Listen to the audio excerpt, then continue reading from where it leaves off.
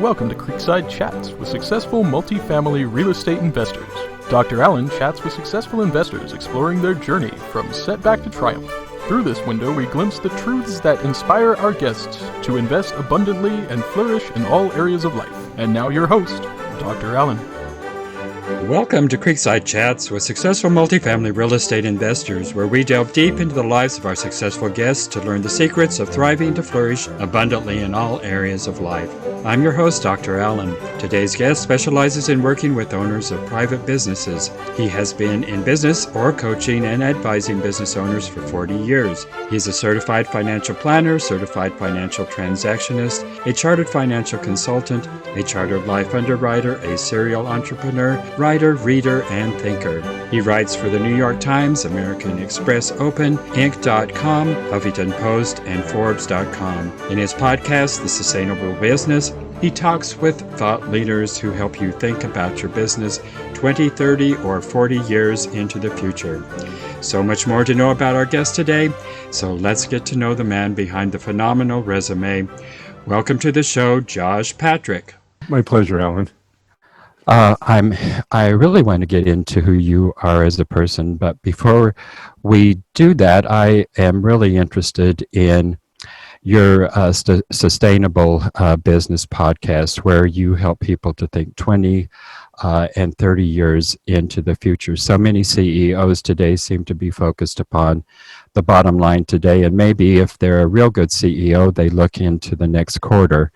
And particularly in the realm of multifamily investors, so many gurus out there are focused upon the value add property, and let's get in there, add value, and get out and take our money and run after 5 years. So I'm really interested in this concept and how you put that across of actually getting people to look to the future 20, 30, and 40 years into advance, which is difficult for all of us to do, but certainly in our high-tech, let's get it done, do it business world today. Talk about that sustainability concept. Sure. Well, we just changed the name of the podcast about 4 or 5 months ago to Cracking the Cash Flow Code. And the reason we did that was people were getting confused with environmental sustainability with economic sustainability and personal sustainability. So, but it's still the same. Yeah, actually they are. Okay. You know, they are. But the question that you're asking is a really good one. And here's a frame you might put around this, which helps people think a little bit differently. I call this my 100-year project. And it came from reading a book called The 100-Year Life. And essentially what the 100-year life says is, if you're 30 or 40 years old, the chances of you living to 100 and being healthy till you're 99 are very, very, very high. So with that postulate, how would you live your life differently if you knew you were going to live to 100 and be healthy till you're 99? Obviously, with that, the go to school till you're 21, work till you're 65, retire, and then die at 75 doesn't work. And 35 years of retirement for most people is economically not sustainable, nor is it emotionally or personally sustainable. Because, I mean, what are you going to do for 35 years after you retire? So I'm thinking that life is now going to be, I go to school, I probably get out of school at 23 or 24 years old instead of 21. I work for 20 years. I take 3 or 4 years off to retrain, retool, maybe change what I'm doing altogether. Work for another 20 years, take another 3 or 4 years off to do what I'm doing. Now I'm about 65, 68 years old, and then I go into what I call my passion career. Now I would, under the best of circumstances, all 3 of those careers will be passion careers, which are things that you really love to do and are passionate about. Because the truth is, if I'm passionate about something, time flies by and it's not a problem. We have choice in this country about who we work for, or if we work for anybody, or we work for ourselves. We just have to decide what the right solution for that is and choose the people we work with based on their values, not what they can give us, but also what we can give them. Now, the second piece of that is, which I call the 100-year business. So my question is, If you knew your business was going to last for 100 years, what would you be doing differently today than you're doing now? And when I ask that question, almost every business owner comes out with a completely different answer and says, I really need to think about how I spend my life in a different way. Now, one of the things I've read about for years and years and years, and has always annoyed me for years and years and years, and about 30 years ago, I finally said, this is ridiculous, which is work-life balance. I think work-life balance is a complete ridiculous concept, completely ridiculous. It's work-life integration, not work-life balance. There are times in your life you're going to work 80 hours a week. There are times in your life you're going to work 20 hours a week. There are times in your life you're not going to work at all. But it's really about integrating your life with your career, with your passions.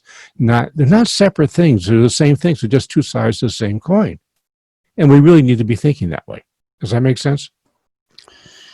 That makes a whole lot of sense. And I was just thinking back over my life, and really for the first 40 years of my life, there really wasn't much integration in my life at all, and really at the age of 40, kind of the light was switched on, and it was almost that instantaneously, and I'm a totally different person now than I have been, and I have been pursuing a career that is truly integrated into my life and who I am. And what a difference the last 20, 30 years of my life have been because of that. So tell us, Josh, about how it is that you as an individual came to that understanding, and how it is that coming to that understanding, how have you integrated business with your life? Well, I'll give you an example. I got up this morning, had a bunch of cups of coffee with my wife, took my bike over to a bike shop to get it tuned up.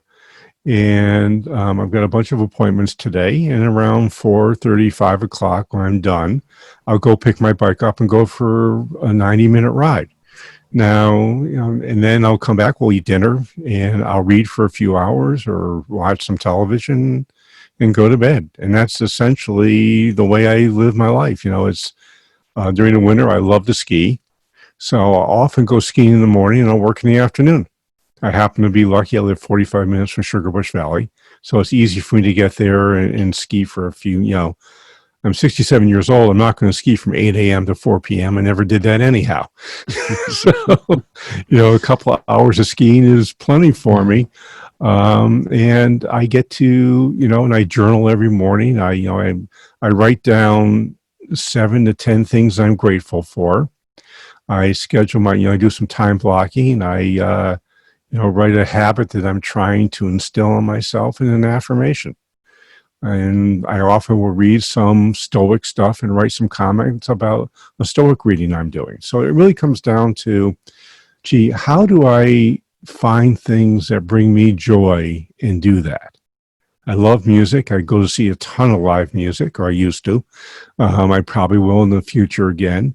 I listen to music all the time. It's just, it's like saying, I don't just work and then I turn off work. I kind of, if something comes up, I do it. If there's time for me to go off and do something else, I do it. I schedule my time so what I'm doing is important to me and to those I love and those who I want to serve. So how did you come to the realization that you could structure your life in this manner? And when you were younger and just starting out in your businesses, were you actually even able or even capable of making that same kind of integration? I never thought about it back then. When I was 24 years old, when I started my first business, I was about the most arrogant human being that lived on the face of the earth. I never made mistakes. It was always someone else's fault, or I justified why things didn't go the way they're supposed to go. My first 2 years in business, worst thing happened to a young person happened to me. I was really, really, really successful. So I thought that was because of my brilliance, not pure luck. As it turns out, it was just plain pure luck.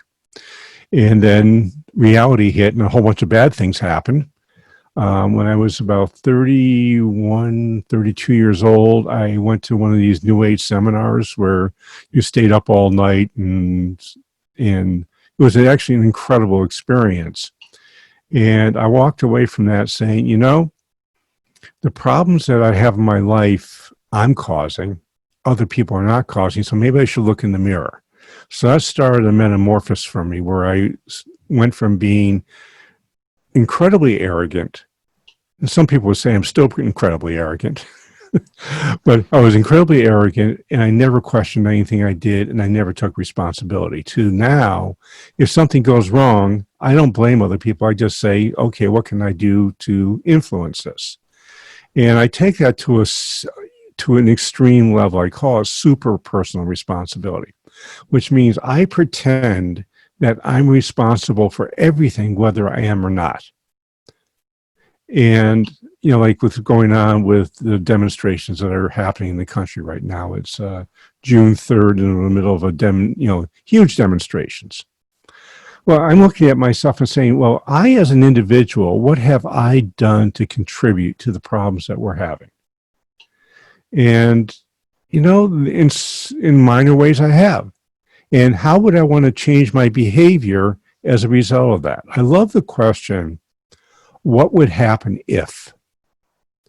And I've always been curious, and being curious means that you're a lifelong learner. So I have, for my entire life, I'm very opinionated, but my opinions are not stuck in steel. In other words, if someone can come to me and give me a good conversation about what I'm thinking about is incorrect, I am happy to change my opinion and change my actions if you can provide me evidence that where I'm going or what I'm thinking is incorrect. So it really comes down to, would I be willing to listen? Again, if you're going to be personally responsible, you have to be a good listener. Because how do you know what you're supposed to be responsible about unless you ask questions? Interesting there.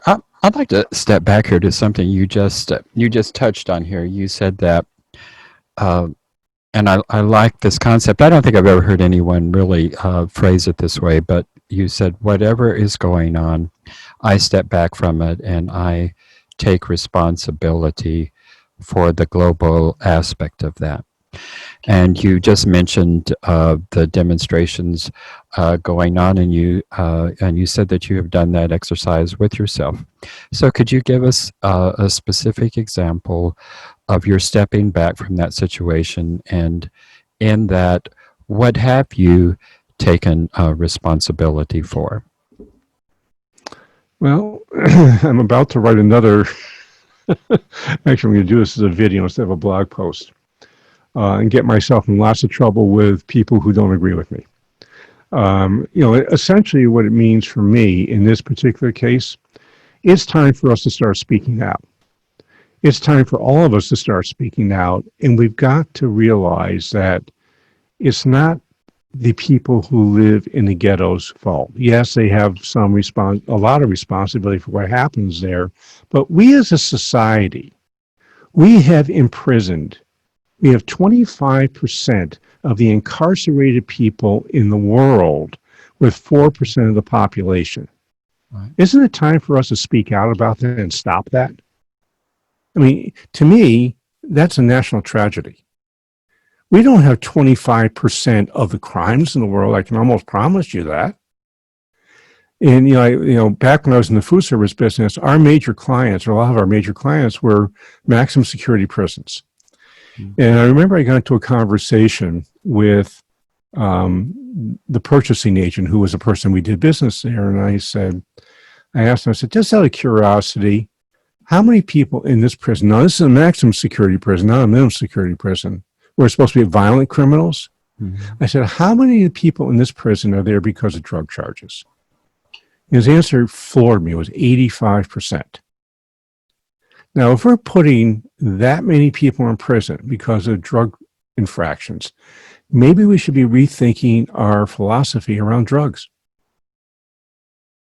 I mean, they're bothering themselves, obviously. Maybe they're selling drugs, but the people are not putting a gun to somebody's head saying, you got to buy drugs from me. People choose to buy drugs. Why are we treating people like criminals when they have a mental health issue?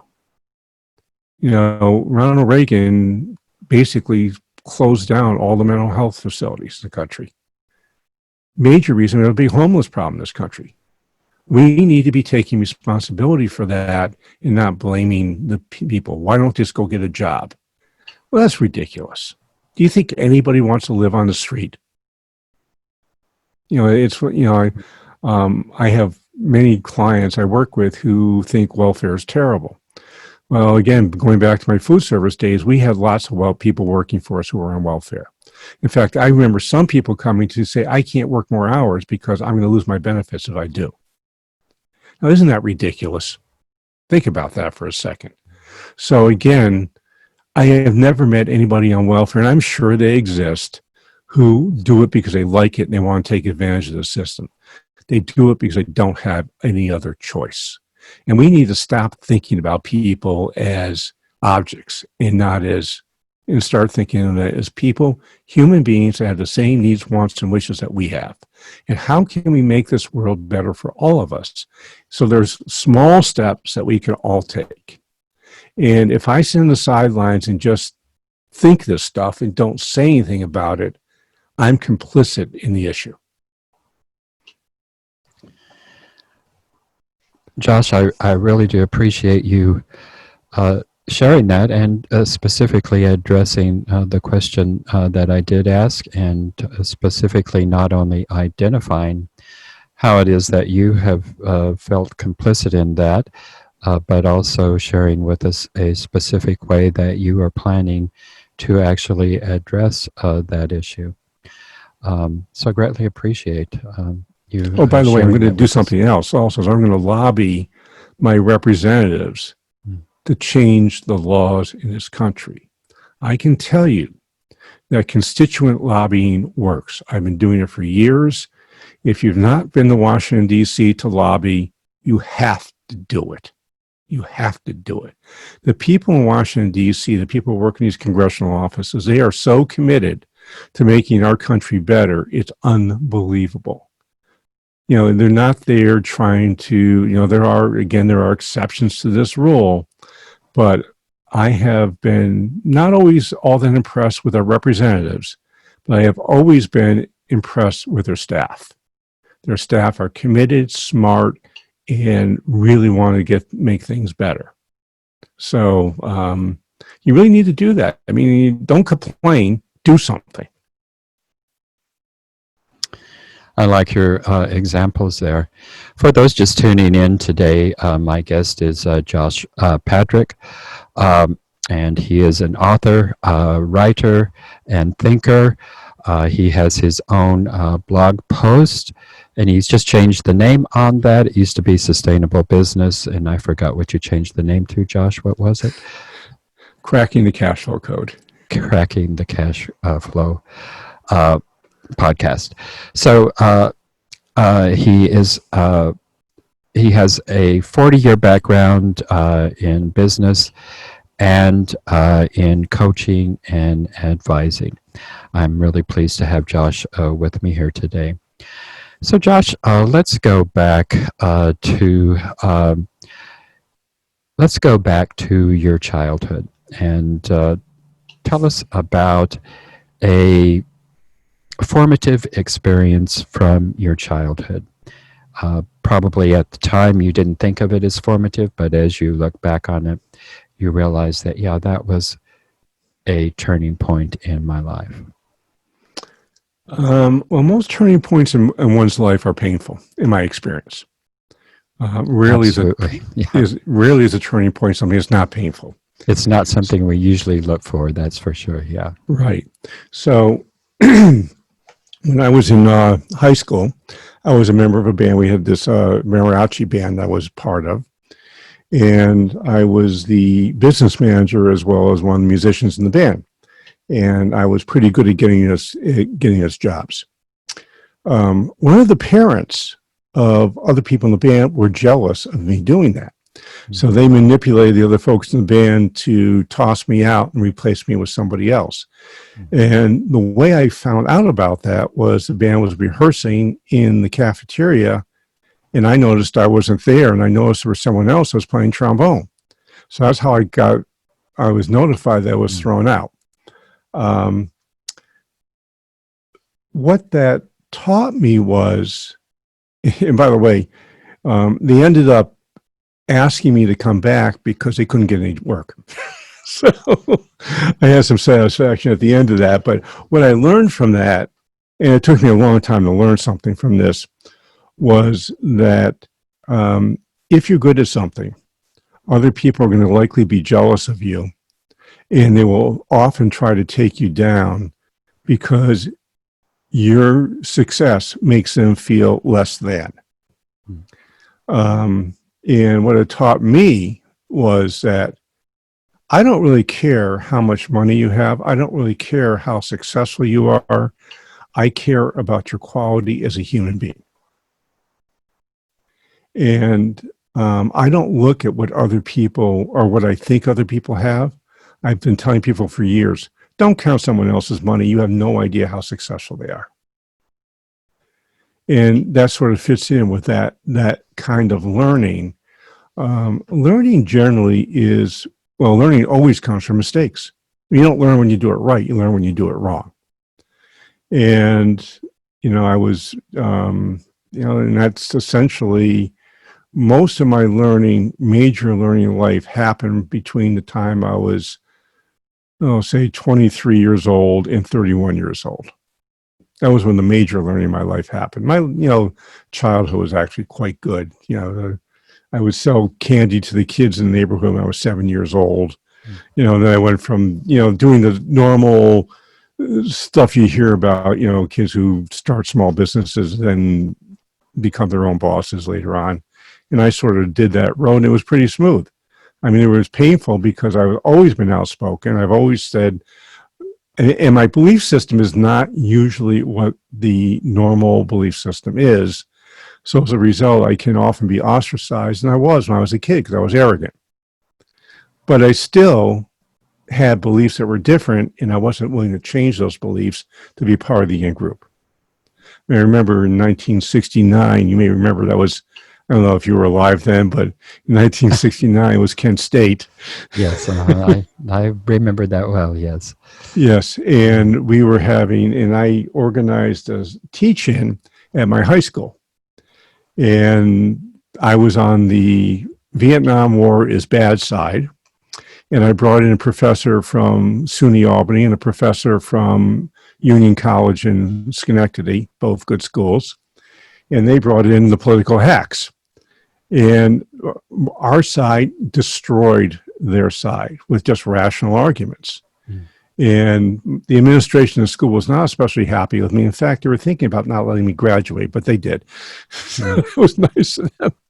So I've learned that you can get away with an awful lot of stuff if you're willing to just speak up and say, I'm going to do it.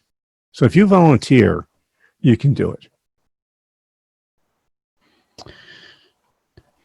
Phenomenal life story. I wish we had more time to delve into your life in more detail. Many good examples, many things you've lived that can help us all to live a better life here. Unfortunately, we're coming to the end of our show, Josh. I have one last question that I ask all of my guests.